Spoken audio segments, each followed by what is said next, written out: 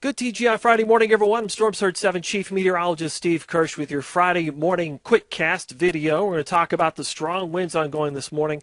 Unfortunately, they're going to stay with us most of the morning hours. We've had gusts near 50 miles per hour in a few locations. It was nice to see the rain last night. That was we talked about a few sprinkles. We ended up getting a little bit more than that. Our school net side anywhere from a couple hundredths of an inch to upwards of a tenth of an inch. Hey, if you want to check out how much rain fell in your particular city or part of Amarillo and Canyon, you can do that. Go to connectamarillo.com/weather.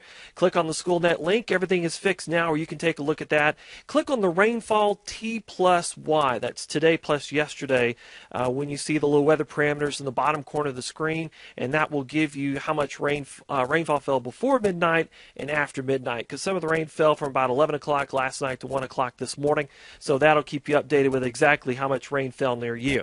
Let's talk about the winds this morning. You're looking at the GFS of the American model. Notice the green shaded area. Those are winds at least 20 to 30 miles per hour, primarily centered over the southern Texas Panhandle and eastern New Mexico. We'll jump ahead a few hours, and you'll notice by, let's say lunchtime, the heavier winds have shifted from about Clovis and Portales down to about Abilene, and then the blue shaded area is about 10 to 20 mile per hour winds. So already the winds are coming down, shifting to the north and west, and then look what happens by 5 and 6 o'clock this afternoon. The winds are practically calm. So we're going to go from having really strong winds this morning to having almost no wind at all to end the day. All right, so that's for today. The high temperature is going to be around 70 degrees. It's going to be a nice day other than those strong winds this morning. But let's talk about the high temperatures for tomorrow. And yesterday I mentioned the forecast headaches and just how much of a pain it is when it comes to Arctic air. Why?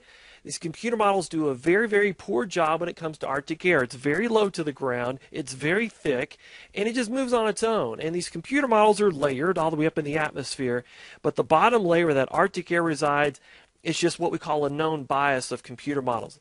Been burned before, okay? Fool me once, shame on me, fool me twice, you know the thing.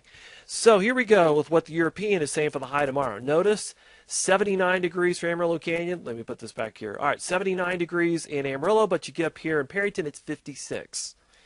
Okay, let's look at what the GFS has to say. It's a slightly different story. Let me jump ahead here to 48 hours. Okay, 73 degrees in Amarillo, Perryton at 47, and Canadian at 54, and the cold air's all the way down to Borger, 57 degrees. All right, this is the this is the Canadian computer model. 68 degrees for high temperature in Amarillo, 55 in Perryton. So you notice, again, they're pretty similar. And then finally, the North American model, or the NAM, is roughly the same. Let me jump ahead here. All right, there we go. This is tomorrow afternoon. It's got 75 in Amarillo, 47 up in Guyman. All right, here's, again, where we've been burned before. This cold air, I think, is going to move a little more to the southwest than what the models are indicating.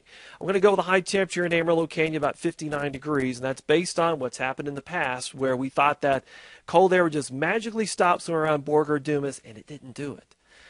Don't think it's going to happen again tomorrow either. I think this cold air is going to go a little more to the south and west, so I'd expect in Amarillo high close to 60 degrees, and then those temperatures will drop off tomorrow afternoon. I do think the front will stop between Amarillo and Clovis. I think Clovis will see a high temperature tomorrow in the mid-70s, not a problem. But Amarillo Canyon is going to be right on the borderline, and I'm going to err on the side of it being colder than warmer. And so you're probably going to see some weathercasts saying, oh, it's going to be 80 degrees tomorrow. All right. I'm just going to err on the side of it being colder tomorrow because, like I said, I've been burned before on this. So regardless, tomorrow's going to be what we call a high bust potential forecast because those temperatures could be off from what we say, but I'd rather err on the side of being colder than warmer, and that's what we're going for. What about the snow on Sunday? Well, this is the European computer model. It's just been miraculous and showing the same thing over and over. I think the European does a better job in handling these type of storms. Notice the light snow on Sunday morning. The snow will continue around lunchtime, but it's all light. And the European showing about an inch here in Amarillo Canyon. For Guyman, about 2 inches of snow, 1 to 2. And it's been very consistent and persistent in that.